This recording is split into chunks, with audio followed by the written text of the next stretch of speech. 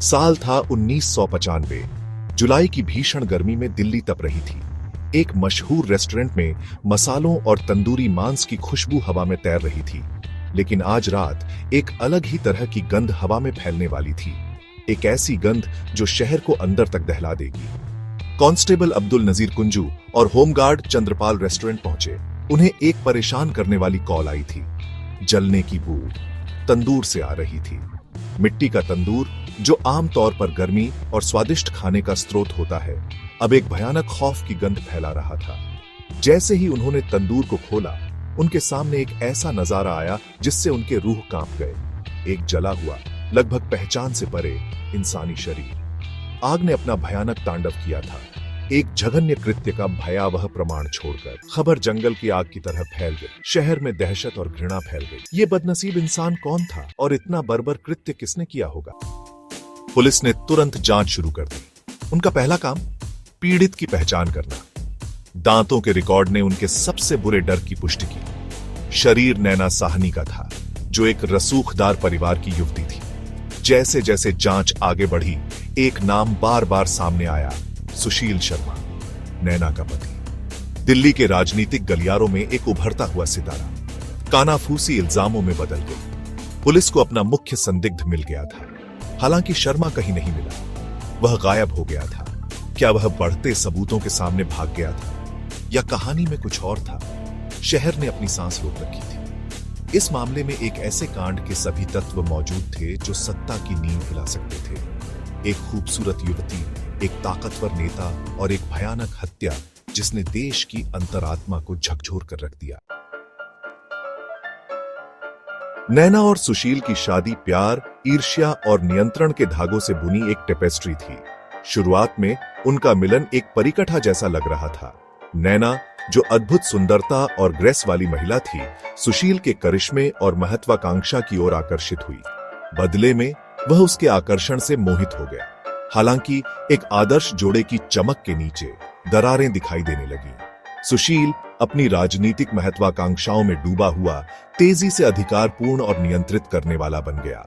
नैना, जो कभी जीवन से भरपूर थी, खुद को अपने पति द्वारा बनाए गए पिंजरे में फंसा हुआ पाया। सुशील के गुस्से और अपमानजनक व्यवहार की अफवाहें फैलने लगी। नैना के कथित बेवफाई की फुसफुसाहट से उसकी असुरक्षाएं बढ़ती गईं। उसे उस पर एक अफेयर होने का शक था। उसका संदेह, चाहे वह सही हो या गलत, उसे अंदर ही अंदर खाए जा रहा था। उसके प्यार को नियंत्रण की एक जुनूनी जरूरत में बदल रहा था। शादी, जो कभी आशा और खुशी का प्रतीक थी, अब संदेह, क्रोध और आक्रोश के युद्ध के मैदान में बदल गई। एक त्रासदी होने का इंतजार कर रही थी। महीनों से पनप रहा तनाव उस भयावह रात को आखिरकार उबल पड़ा। नैना और सुशील के बीच बहस छिड़ गई। शराब और वर्षों के दबे हुए गुस्से से भड़के हुए झगड़ा बढ़ गया। अंधे गुस्से में सुशील ने अपना लाइसेंसी रिवॉल्वर पकड़ लिया। एक गोली रात की खामोशी को चीरती हुई निकली। नैना अपने पति की ईर्ष्या की जद में आकर गिर पड़ी। उसकी जान एक पल में चली गई। सुशील में दहशत फैल गई। उसने एक सीमा पार कर ली थी और अब कोई वापसी नहीं थी। उसे लाश को ठिकाने लगाना था। हताश होकर उसने एक उपाय खोजा, अपने अपराध को मिटाने का एक तरीका। उसकी नजर उस तंदूर पर पड़ी जो उसके पसंदीदा रेस्टोरेंट में था। यह एक भयानक, अकल्पनीय योजना थी, लेकिन उसके दिमाग में यही एकमात्र रास्ता था। अंधेरे की आड़ में उसने नैना के शरीर को बांधा और रेस्टोरेंट की ओर चल पड़ा। उसका दिल डर और अपराध बोध से धड़क रहा था। सबूतों को जोड़ते हुए पुलिस ने सुशील पर ध्यान केंद्रित किया। नैना की हत्या के बाद उसका गायब होना उनके संदेह को और पुख्ता करता है। तलाशी तेज हो गई। मीडिया एक सनसनीखेज कहानी को भांपते हुए पूरी तरह से सक्रिय हो गया। हर न्यूज चैनल ने सुशील का चेहरा टीवी स्क्रीन पर दिखाया। जनता भयभीत और मोहित जांच के हर मोड़ पर नजर रखे हुए थी। दबाव बढ़ता गया। सुशील भागने की निरर्थकता को समझते हुए पुलिस के सामने आत्मसमर्पण कर दिया। उसने अपना जुर्म कबूल कर लिया। उसके कबूलनामे ने पूरे देश में सदमे की लहर दौड़ा दी। भयावह और खौफनाक विवरणों ने एक ऐसे व्यक्ति की तस्वीर पेश की जो अपने ही राक्षसों से ग्रस्त था। तंदूर, जो गर्मी और आराम का प्रतीक था, इस भयानक अपराध का पर्याय बन गया। यह मामला, जिसे हमेशा के लिए तंदूर कांड के रूप में जाना जाता है, मानव स्वभाव के काले पक्ष की एक भयानक याद दिलाता है। सुशील शर्मा का मुकदमा एक मीडिया तमाशा था। कोर्ट रूम वकीलों, पत्रकारों और उत्सुक दर्शकों से खचाखच भरा था।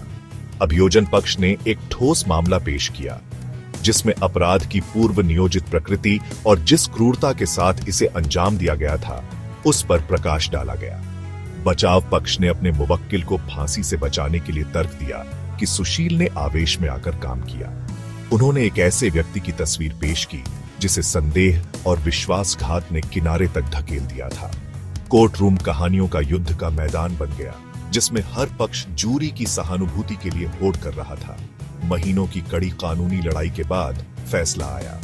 दोषी सुशील शर्मा को मौत की सजा सुनाई गई। जज ने अपनी अंतिम टिप्पणी में अपराध को शैतानी और बर्बरता का कार्य बताया। देश ने तब सांस रोक रखी थी जब सुशील ने अपनी सजा के खिलाफ अपील की थी। इतने लंबे समय तक देश को अपनी गिरफ्त में रखने वाला यह मामला अभी खत्म नहीं हुआ।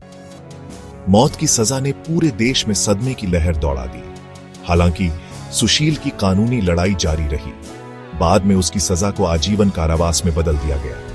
उसे दिल्ली की तिहाड़ जेल में कैद कर दिया गया। उसके जीवन को उसके कार्यों के परिणामों ने हमेशा के लिए बदल दिया। तंदूर कांड देश की स्मृति में अंकित रह गया, जो घरेलू हिंसा और अनियंत्रित क्रोध के विनाशकारी परिणामों की एक भयानक याद दिलाता है।